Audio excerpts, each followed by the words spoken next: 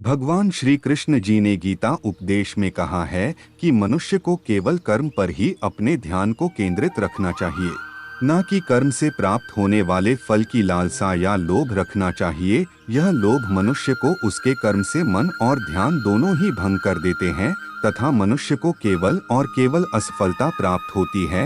यदि असफल होने से बचना है तो सिर्फ कर्म करो, फल देना श्री कृष्ण के हाथ में है। फल की अभिलाषा छोड़कर कर्म करने वाला पुरुष ही अपने जीवन को सफल बनाता है। नरक के 3 द्वार हैं, वासना, क्रोध और लालच। इस कथन से यह समझा जा सकता है कि नरक अर्थात हमारे जीवन में आने वाले दुख, डर तथा निराशा केवल इन 3 नकारात्मक भावना से आती है।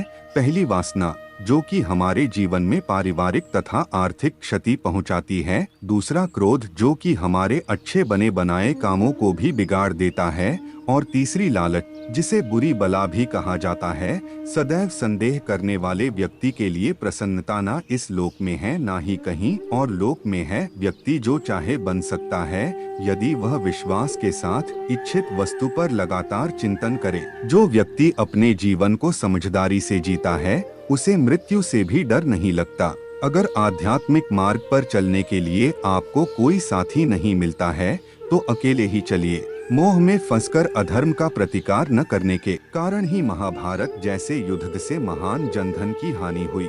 किसी के प्रति मन में क्रोध रखने की अपेक्षा उसे तत्काल प्रकट कर देना अधिक अच्छा है।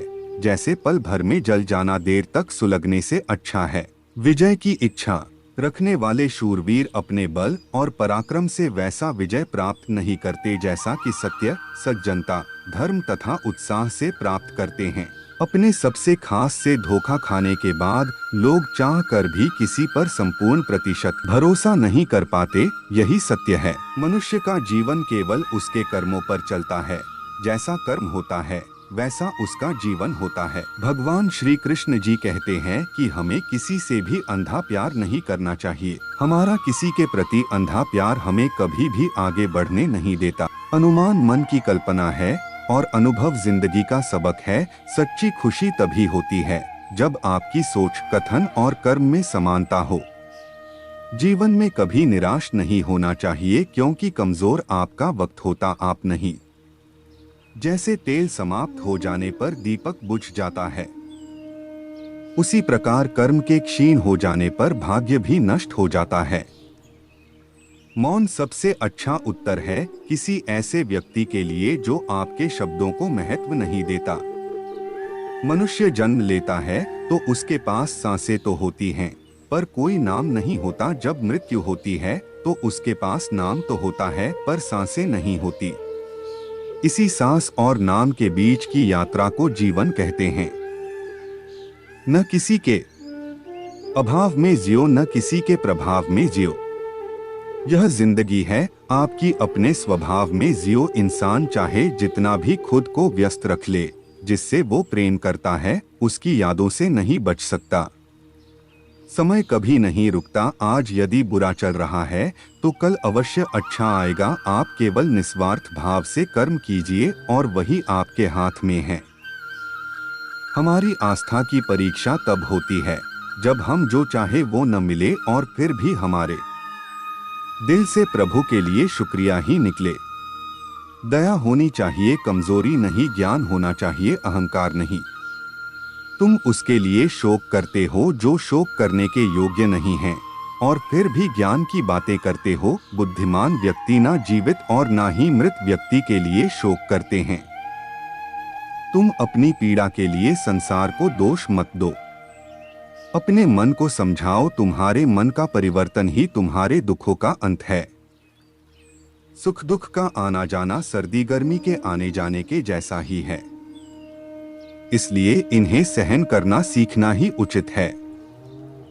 तुम्हारा मोहग्रस्त होकर अपने कर्तव्य पथ से हट जाना मूर्खता है, क्योंकि इससे ना तो तुम्हें स्वर्ग की प्राप्ति होगी और ना ही तुम्हारी कीर्ति बढ़ेगी।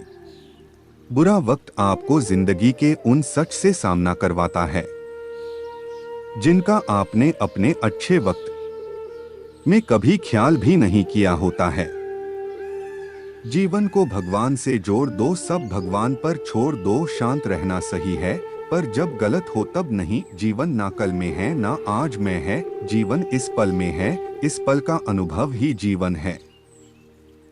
हम दुनिया से कभी शांति नहीं पा सकते जब तक हम खुद अंदर से शांत ना हो। मनुष्यों को मोहमाया में पड़कर अपने कर्तव्य को नहीं भूलना चाहिए।